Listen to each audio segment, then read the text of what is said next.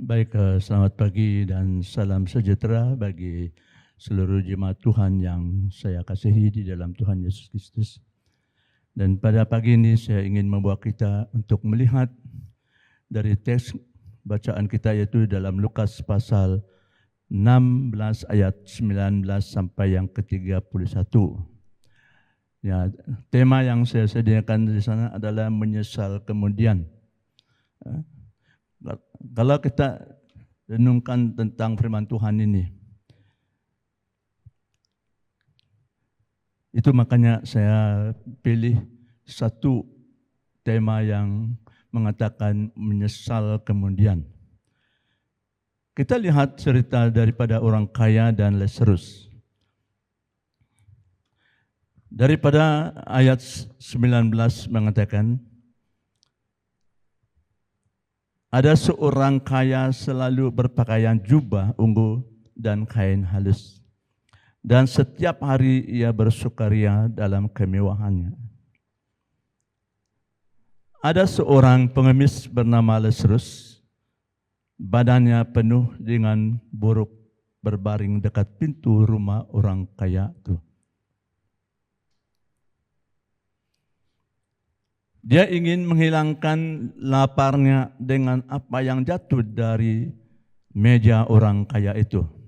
Malahan anjing-anjing datang dan menjilatkan buruknya. Kemudian matilah orang miskin ini. Lalu dibawa malaikat ke pangkuan Abraham. Orang kaya itu juga mati, lalu dikubur. Sementara ia menderita sengsara di alam maut, ia memandang ke atas, dilihatnya Abraham dan Lazarus duduk di pangkuannya. Lalu ia berkata, Bapa Abraham, kasihanilah aku. Suruhlah Lazarus mencelupkan ujung jarinya ke dalam air dan menyejukkan lidahku. Sebab aku sangat kesakitan di dalam nyala api ini. Tetapi Abraham berkata, Anak, ingatlah bahwa engkau telah menerima segala yang baik sewaktu hidupmu. Sekarang Lazarus segala yang buruk. Sekarang ia mendapat hiburan dan engkau sangat menderita. Selain daripada itu, di antara kami dan engkau terbentang jurang yang tak terseberangi. Supaya yang mau dari sini kepadamu, ataupun mereka yang mau datang dari situ kepada kami, tidak dapat menyeberang. Kata orang itu, kalau demikian aku minta kepadamu, Bapa, supaya engkau menyuruh dia ke rumah ayahku. Sebab masih ada 5 orang saudaraku, supaya ia memperingati mereka dengan sungguh-sungguh, agar mereka jangan kelak ke dalam tempat penderitaan ini. Tetapi kata Abraham kepada mereka, ada pada mereka kesaksian Musa dan para nabi. Baiklah mereka mendengarkan kesaksian itu. Jawab orang itu, tidak Bapa Abraham, tetapi jika ada seorang yang datang dari antara orang mati kepada mereka, mereka akan bertobat. Kata Abraham kepadanya, jika mereka tidak mendengarkan kesaksian Musa dan para nabi, mereka tidak juga akan mau diyakinkan sekalipun oleh seorang yang bangkit dari antara orang mati. Nah, Bapak, Ibu, Saudara dalam Tuhan Yesus Kristus, sebelum kita untuk melanjutkan daripada pembacaan kita, mari kita berdoa dan saya pimpin kita dalam doa. Allah Bapa kami yang di surga, Bapa, dalam nama Tuhan Yesus Kristus kami datang padamu pada pagi ini. Kami kembalikan segala pujian syukur kami ke hadirat-Mu, di mana kami merasa kebaikan Tuhan dan pimpinan pelindungan Tuhan bagi setiap pribadi kami. Sehingga kami ada pada pagi ini seperti mana kami ada. Kami juga sangat bersyukur karena Tuhan telah memberi kekuatan kesehatan yang baik bagi kami, dan melindungi kami daripada segala penyakit yang tular di negara kami pada saat ini. Kami berdoa, kami serahkan firman Tuhan yang kami sudah baca, agar Tuhan terus memberi penjelasan bagi setiap pribadi kami, agar lewat firman Tuhan ini dapat menjadikan berkat bagi setiap pribadi kami. Sekiranya ada kuasa-kuasa yang ingin mengganggukan kami daripada kami mempelajari firman Tuhan ini, di dalam nama Yesus Kristus kami usir keluar, supaya tidak mengganggukan satu daripada antara kami dalam kami mempelajari firman-Mu. Hamba-Mu mengaku tidak mempunyai apa-apa. Tuhan, tolong urapilah hamba-Mu, pakailah hamba-Mu untuk menyampaikan firman Tuhan ini. Terima kasih Bapa, ini doa kami. Di dalam nama Tuhan Yesus Kristus kami sudah berdoa. Amin. Nah, Bapak Ibu Saudara dalam Tuhan Yesus Kristus, pelajaran dari ayat pembacaan kita, ada seorang kaya. Dia hidup dengan penuh kelimpahan. Ada seorang miskin hidup dalam kemiskinannya. Setiap hari berbaring dekat pintu rumah orang kaya ini. Kalau kita lihat daripada cerita ini, kalau kita bandingkan antara dua orang ini, seorang yang orang kaya dan orang miskin ini bukan alang-alang miskin, tambahkan dia penuh dengan keburukan di atas badannya. Dia tiap hari dibaringkan di pintu orang kaya ini. Namanya adalah Lazarus. Dia seorang yang miskin dan pengemis. Kita lihat selama hidup Lazarus bersama orang kaya ini, dia tidak pernah diberi makan atau minum. Walaupun dia berdekatan dengan pintu rumah orang kaya ini, tapi orang kaya ini tidak ada belas kasihan untuk melihat Lazarus ini. Lazarus setiap hari berbaring dekat pintu rumah orang kaya untuk menantikan sisa-sisa yang jatuh dari atas meja orang kaya ini, untuk menghilangkan kelaparannya. Malah yang tidak dapat apa-apa pun, tetapi dia tidak berhasil. Malahan anjing yang berhasil menjilatkan buruk badannya. Bapak, Ibu, Saudara, kalau kita lihat orang yang seperti ini, saya pernah lihat beberapa orang pengemis, tapi tidak seperti Lazarus yang penuh dengan keburukan. Bagaimanapun orang pengemis, ada yang seperti kata orang berlakon, karena malas kerja jadi pengemis. Tapi Lazarus, dia seorang yang miskin, sungguh-sungguh miskin, dan badannya penuh dengan keburukan. Dia tidak berhasil daripada apa yang jatuh dari meja orang kaya ini. Tapi anjing berhasil menjilatkan buruk daripada badannya. Lazarus tidak berhasil. Orang kaya itu, waktu Lazarus mati, dibawa malaikat pangkuan Abraham. Dan orang kaya itu juga mati dan dikubur, di mana ia menderita di alam maut dengan kesakitan. Ini yang kita perlu jaga. Ramai orang yang di luar sana, orang yang pengemis kita abaikan. Saya pernah mengikut satu renungan vertikal daripada sekolah. Mereka rindu untuk mengambil gambar orang pengemis. Ada yang tidur di atas tempat parkir kereta, di bawah kereta, di bawah lori. Rindu mereka. Tapi bagi saya tidak mau ambil gambar. Kalau saya ada hati, saya pergi gerak dia. Pernah seorang datang, dia minta duit. Saya bilang duit saya tidak ada. Kalau kamu mau makan, saya belanja kamu makan. Akhir-akhirnya baru dia sebut untuk beli rokok, kata dia.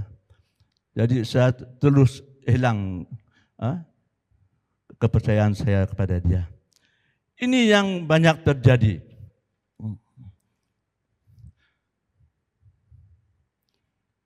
Orang kaya ini juga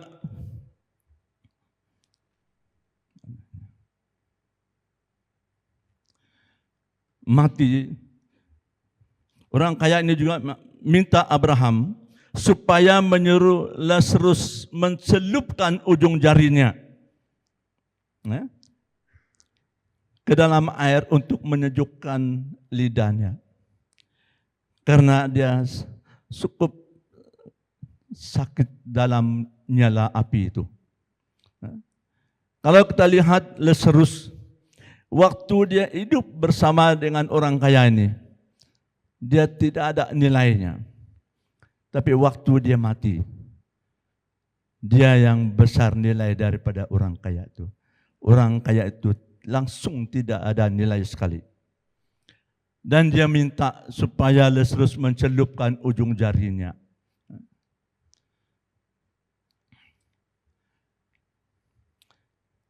Ke dalam air untuk menyejukkan lidahku, sebab aku sangat kesakitan dalam nyala api ini. Bapak Abraham, suruhlah Lazarus ke rumah bapakku. Ini satu peristiwa yang saya selalu ingat. Waktu dia senang-senang, dia tidak ingat apa yang dia mau buat. Dia tidak peduli orang yang dalam kemiskinan. Bukan saja kemiskinan daripada harta makanan. Lebih-lebih lagi kemiskinan di dalam Tuhan. Bapak Abraham, suruhlah Lazarus ke rumah bapakku. Dia minta supaya Abraham mengantar Lazarus ke rumah ayahnya. Masih 5 orang saudaraku, injililah mereka. Supaya mereka jangan ke sini, ke tempat ini, cukup menderita dan kesakitan. Waktu dia sudah di dalam kesakitan, baru dia ingat Lazarus. Dia mau Lazarus untuk menginjil saudaranya yang masih tinggal. Dia mengatakan ada 5 orang saudaranya di rumah bapaknya. Injilnya mereka supaya mereka jangan ke sini. Tempat ini cukup menderita dan sengsara. Jadi dengan ini Bapak Ibu Saudara, semasa keduanya hidup bersama, seorang kaya ini tidak ingat untuk membantu Lazarus. Sewaktu keduanya mati, waktu keduanya sudah meninggal dunia ini, baru orang kaya ini di dalam penderitaannya di alam maut, baru dia ingat Lazarus dan menyesal. Ini tema yang saya petikkan. Ada satu orang tua kami dulu.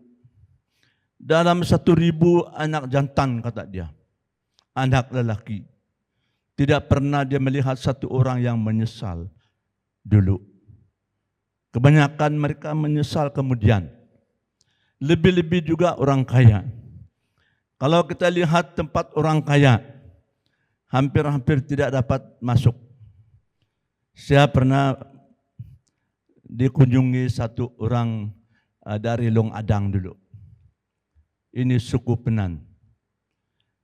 Bukan Penan yang sekarang. Tahun 60-an punya Penan, bukan seperti yang sekarang. Waktu mereka datang dan mereka lihat lantai rumah, karena mereka tidak pernah melihat lantai rumah. Dan dia lap itu dengan tangannya dulu, baru dia duduk. Saya kasihan betul dengan mereka. Semasa keduanya ini hidup bersama, apapun dia tidak ingat ini Lazarus. Sesudah mereka meninggal dunia ini, baru dia menyesal. Dia lihat tempat Lazarus adalah di tempat yang cukup mewah. Dan dia di dalam tempat di mana dia penuh kesakitan. Jadi dengan ini Bapak Ibu Saudara, dia sudah menyesal tapi tidak dapat buat apa-apa. Kita lihat keadaan sekarang. Ya, untuk kesimpulannya, orang kaya ini salah pilih. Dia salah pilih jalan. Sebenarnya banyak jalan yang baik, tapi dia salah pilih. Dia pilih jalan yang lebar. Karena dia orang kaya, dia harus ikut jalan yang luas. Karena banyak hartanya, besar kereta yang dia pakai. Tapi Lazarus tidak, asal saja dia dapat melalui jalan itu. Walaupun dia bagaimana sempit pun, itu yang jalan orang yang miskin, orang pengemis. Tetapi pada akhirnya Lazarus menuju yang hidup yang kekal. Dan kalau kita lihat di saat ini, sekarang ramai orang dalam penderitaan. Saya lihat satu ibu waktu PKP. Tambah lagi tua kampung itu mengatakan, selama dia dalam kampung ini, dia tidak pernah ikut kerja gotong royong. Itu makanya nama dia saya tidak simpan untuk menerima sumbangan daripada YB. Saya sedih. Lagi dia susah, tambah lagi ke situ saja. Jadi yang baik dia, karena saya punya anak Grace ini, kenal dia punya anak. Anak dia kurang lebih ada 10 tahun umur.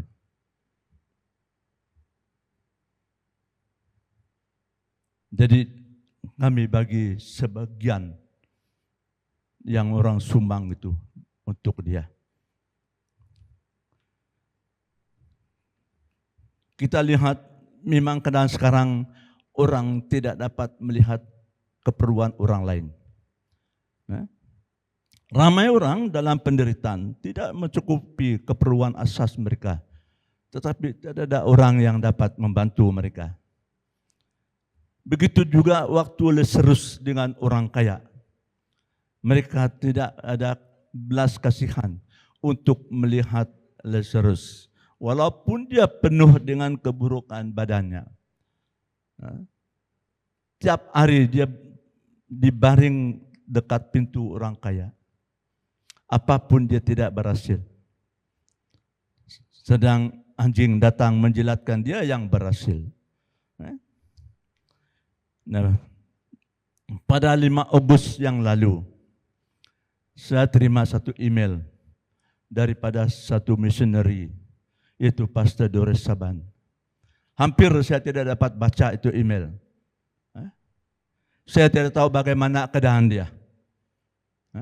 Dia minta supaya mendoakan dia. Kalau saya bayangkan keadaan dia di sana, apakah pusat ada bertanggung jawab?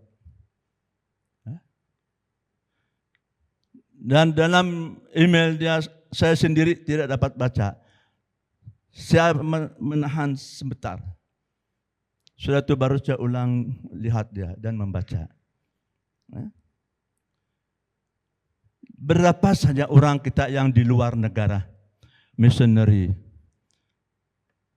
tidak ada yang dapat membantu mereka.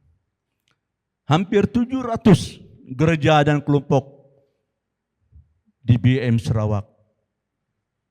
Tak payah kasih banyak. 10 ringgit satu gereja pun cukup. 700 gereja dan kelompok. Jadi Bapak Ibu Saudara, inilah keadaan masa akhir zaman. Orang mencintaikan uang, orang mencintaikan diri sendiri. tidak ada punya belas kasihan bagi orang yang di luar. Sebenarnya ramai orang yang di luar sana memerlukan.